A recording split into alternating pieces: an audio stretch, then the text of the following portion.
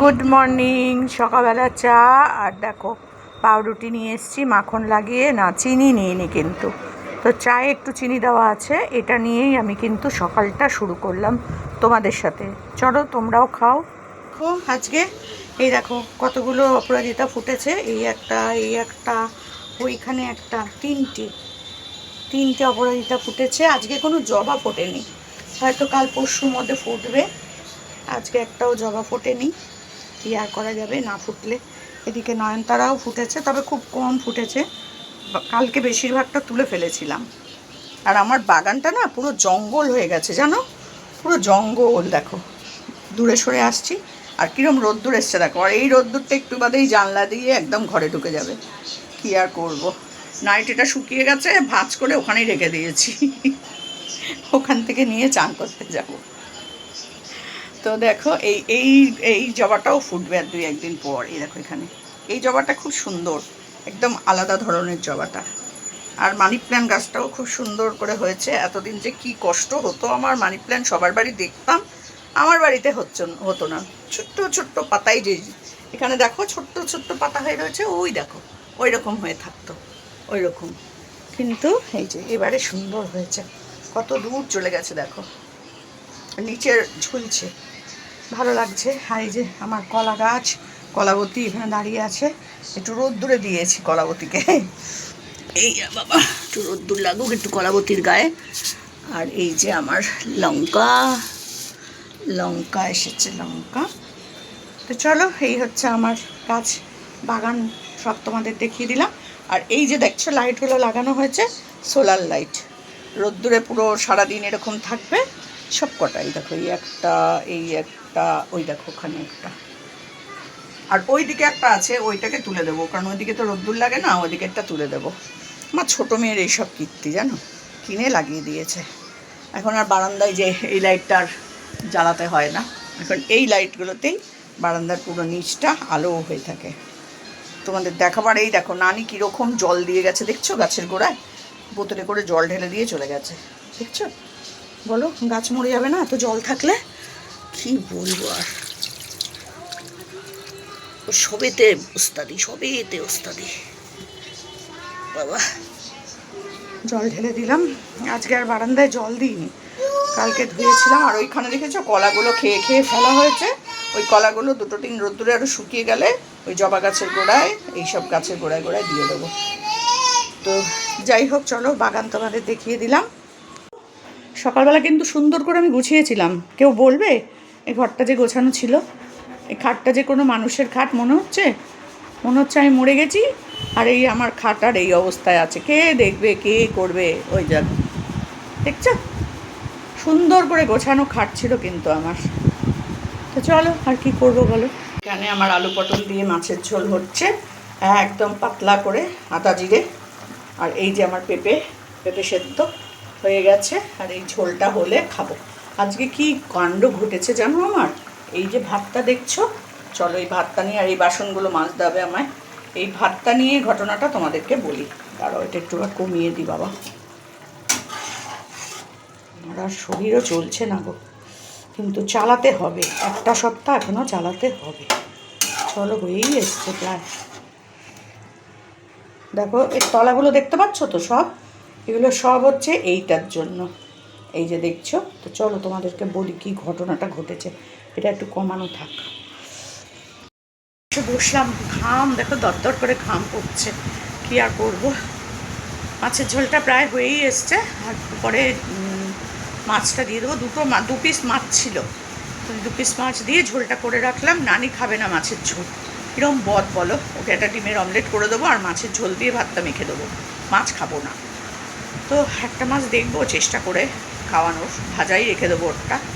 আর আমার একটা মাছ খুলে দেখি, আমি ভেবেছিলাম 3-4 পিস আছে, মনে ছিল না, খুলে দেখি 2 পিস মাছই আছে। আলু পটলের ঝোলটা থাকবে বেশি করে, ওইটা দিয়ে আমি রাত্রিবেলা আবার খেয়ে নেবো, কী করবো বলো।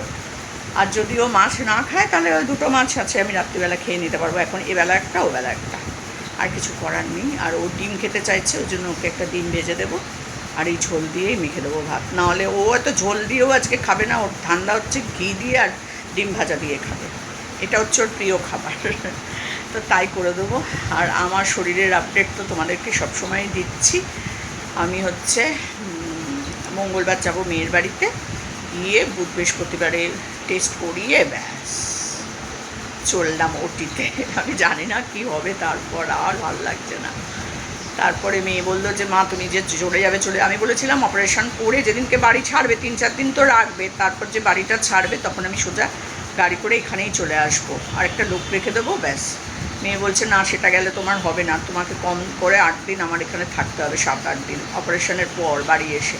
কারণ যদি সেলাই টেলাই কাটার ব্যাপার থাকে বা যদি তোমার পেটে ব্যথা হয়, কোনো রকম চেক আপ থাকে, তাহলে তুমি কি আবার সেই ইচ্ছাপুর থেকে এত দূর আসবে গাড়ি ভাড়া করে? শরীরটা তো তোমার তখন হবে না, কষ্ট হবে, জার্কিং ফার্কিং হবেই হবে।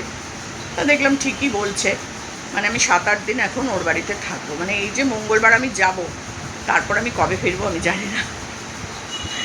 তো আর কি করব বলো, ছেলে থাকলে এটা আমার আর করতে হতো না, কিছু করার নেই। আমার জামাই আমার ছেলে, সত্যি বলছি, আমার বড় জামাই বিশেষ করে, ছোট জামাই অত পারে না করতে, দৌড়াদৌড়ি ঝাপাঝাপি পারে, সবই পারে, কিন্তু করে উঠতে পারে না। আর বড় জামাইকে মানে বলার মতো না, সত্যি করে, যেটা যার তার সেটা তো আমি সামনেই বলি তোমাদের। তো ওরাও যাবে, ছোটো জামাই মেয়েও যাবে অপারেশনের দিনকে। তো বড় জামাই তো আমাকে নিয়ে ডাক্তার দেখানো, টেস্ট করানো, সব সব সব মানে ওর মাকে যেরকম করে ঠিক ওরকমই আমার। ওর মার জন্য যদি 2টো নাইটি কেনে, আমার জন্যও 2টো নাইটি কেনে। ওর মার যদি কুর্তি কেনে, আমার জন্যও কুর্তি কেনে। এরকম জামাই সত্যি ভাগ্য করে পায় মানুষ। আমি বাড়িয়ে বলছি না, আমার আত্মীয় স্বজন যারা আমার বড় জামাইকে চেনে, তারা এক কথায় বলবে যে সত্যি তোমার বড় জামাইয়ের মতন জামাই হয় না। আমার মেজো জামাইও ভীষণ ভালো, মানে আমার বোনের মেয়ের যে বর, ভীষণ ভালো। তো আমার জামাইরা সত্যিই ভালো। তো এই নিয়েই আমার সংসার, এই 3টে মেয়ে আর 3টে জামাই আর 2টো নাতনি, এই হচ্ছে আমার হারা ভাড়া পরিবার। আর সবাই আছে, সবাই আছে, ওই আছেতেই ব্যাস, এর বেশি আর এখন আর নেই। কারণ তাদেরও সবার বয়স হচ্ছে, আমারও বয়স হচ্ছে, আর আর কে আর সেই যোগাযোগ থাকে বলো? থাকে না। যাই হোক, এখন একা থাকাই ভালো, যত বয়স হয় তত একা থাকা ভালো। তো চলো, একার জীবনে সব একা করেছি আমি, সব সারা জীবন। যখন আমার সবাই ছিল, বিয়ের পরের কথা বলছি, তখনও আমি আমার সব কিছু করেছি একাই, এখনও আমি আমার সব কিছু পারলে একাই করে নিই। বিশ্বাস করো, ডাক্তার দেখাতেও যাই একা, টেস্ট করাতেও যাই একা, চোখ দেখাতে যাই একা, কত আমি মেয়েদের ভরসায় থাকবো? তো হয় না। তো ছোটো মেয়ের বাড়িতে এখন সব ইন্টেরিয়ার ডেকোরেশন এইসব হচ্ছে, তারপর তোমার মেঝে ফেজে সব চেঞ্জ ফেঞ্জ করে এখন টাইলস ফাইলস বসাচ্ছে নতুনত্ব। তো সেই সব নিয়ে রাজমিস্ত্রির কাজ, এদিকে ওই ওপরে তোমার ফল সিলিংয়ের কাজ, নানান মিস্ত্রি কাজ করছে বাড়িতে, ও সেভাবে আর আসতে পারছে না। তো ওই যে বললাম, একার জীবনে একাই করতে হয়। সবাই আছে, সবাই থাকবে সারা জীবন, কিন্তু দিনের শেষে তুমি সেই একা। কী আর করা যাবে বলো? চলো, আমি তাই নিয়ে কাটাই। পেটে একটু একটু ব্যথা অল টাইমই হচ্ছে, ওটা হোক, ওটা নিয়ে চিন্তা করলে বিপদ। তার জন্য ওষুধ আছে, ওষুধ খাও, কমে যাবে। আর বিছানাটা তো দেখতেই পেলে, বসে বসে তোমাদের সাথে একটু গল্প করে নিলাম। এখন তরকারিটা বন্ধ করে চলে যাবো চান করতে, বাদবাকি সব কাজই হয়ে গেছে। বিছানাটা এখন আর পরিষ্কার করতে ভাল লাগছে না। খেয়ে দিয়ে এসেই জানলা বন্ধ করব, বিছানাটা ঠিক করে জানলা টানলা বন্ধ করে একটুখানি রেস্ট নেব। ভিডিও করা হয়নি, কন্ট্রোভার্সি চ্যানেলে কোনো ভিডিও নাই, কি করতে করব, কেউ তো দেখে না। কন্ট্রোভার্সি চ্যানেলে ঘোড়াকে নিয়ে ভিডিও করলে কেউ দেখতে চায় না। যারা 2, 3, 4 করে ভিডিও করে তাদের ভিডিওতে তারা দেখছে সবাই, কিন্তু আমি একটা করে ভিডিও দিই, সেটাও কেউ দেখতে চায় না। তা মরণদশা আমার করতে ইচ্ছে করে বলো তোমরা, আমি আর করতে পারি না। তো চলো, যাই হোক, কাজটা সেরে নিই। বসে বসে গল্প করলে তো আমার হবে নে, আমায় ভাত বেড়ে দেওয়ার কেউ নেই এখন আপাতত। তো চলো যাই, নানিকে চান টান করিয়ে সব করে বসিয়ে রেখেছি। ফ্রিজ থেকে টমেটো বার করে একটা টমেটো খেয়ে ফেললো। তো যাই হোক, খেয়ে বসে থাকুক, আমি চান করে এসে তারপরে খেতে বসবো। তো চলো, আপাতত চান করতে যাই। আমার মাছের ঝোল হয়ে গেল, মাছটা দিয়ে দিলাম, এবার বন্ধ করে দেবো। ব্যাস, অনেকটা আলু পটল হয়ে গেছে জানো তো। 2টো আলু দিয়েছি, 4-5টা পটল দিয়েছি, কি করব? আচ্ছা যাক, 2 বেলা খেয়ে নেবো, আর কি আছে। চলো, আমি এবার যাই চান করতে। আর এদিকে পেঁপেটা সেদ্ধ হয়ে গেছে, চলো ঢাকা দিয়ে চলে যাই চান করতে। আর এইটার ঘটনাটা তোমাদের তো বললাম, পুড়ে ধুড়ে একাকার হয়ে গেছে। তো ভাতটার ঘটনাটা তোমাদেরকে বলি, যেটা বলতে এসে বসলাম সেটা হচ্ছে ভাতটা বসিয়ে দিয়ে মেয়ের মানে ফোন এসছে, আর আমি চা আর পাউরুটিটা নিয়ে গিয়ে ওই ঘরে বসেছি। এবার মেয়ের সাথে কথা বলতে বলতে আমার আর খেয়াল নেই যে আমি ভাতটা বসিয়ে দিয়ে গেছি। আর ভাতটা পুরো ফুল মানে গ্যাসটাকে আমি ফুল ইয়েতে দিয়ে গেছিলাম, সিমে করে দিইনি, বুঝেছো তো, কমাইনি, ফুল ইয়েতে আছে। সবে বসিয়েছি তো, জাস্ট বসিয়ে দিয়ে আমি চলে গেছি। আর মনে নেই, হঠাৎ দেখি ধোঁয়া, চড়বড় চড়বড় করে আওয়াজ। আমি তাড়াতাড়ি করে দৌড়ে এসেছি, দেখছি ভাতটা পুরো কালো হয়ে গেছে। কি করবো বলো, সকাল সকাল এরকম একটা ঘটনা ঘটলো। তো খারাপ লাগে, অতগুলো চাল, দামি চাল নষ্ট হলে কেমন লাগে না বলো। যাই যে চালই হোক, কম দামি হোক আর বেশি দামি হোক, নষ্ট হলে খুব খারাপ লাগে। আমি সচরাচর কোনো জিনিস নষ্ট করি না। তো যাই হোক, এরকম হলো নষ্ট, আর কি করা যাবে। তো ওটাকে ভিজিয়ে রেখে দিয়ে এসেছি, যখন বাসন মাজবো তখন ওখান থেকে ভাতগুলোকে তুলে প্যাকেটে করে ওই বাইরের ডাব্বায় ফেলে দিয়ে আসবো। করবো বলো, এই হচ্ছে আমার কাণ্ড। ভুলেই গেছি যে ওখানে আমি ভাতটা বসিয়েছি। আর অন্যদিন কী করি, কমিয়ে দিয়ে গিয়ে বসি, যদি আমাকে একটু কিছু করতে হয় আমি কমিয়ে দিয়ে গিয়ে বসি। আজকে ভুলে গেছি। ফোনটা এসছে তো, ওই ফোনটা ধরার একটা ব্যাপার ছিল, ওটা বসিয়ে দিয়ে আমি ফোনটা ধরতে চলে গেছি, সাথে চা আর পাউরুটিটা নিয়ে গেছি, ব্যাস ভুলে গেছি। এই হচ্ছে আমার সকাল শুরু। এই সব উল্টোপাল্টা কাজ শুরু হলো।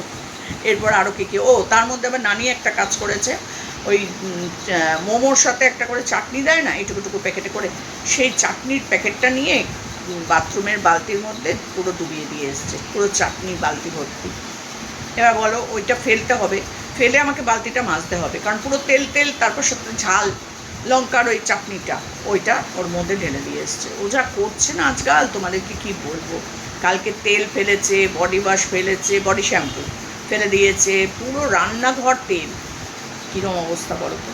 আমি ভাবছি এরকম গন্ধ বেরোচ্ছে কোত্থেকে, আমন্ড হেয়ার অয়েলগুলো হয় না, ওই শেষ।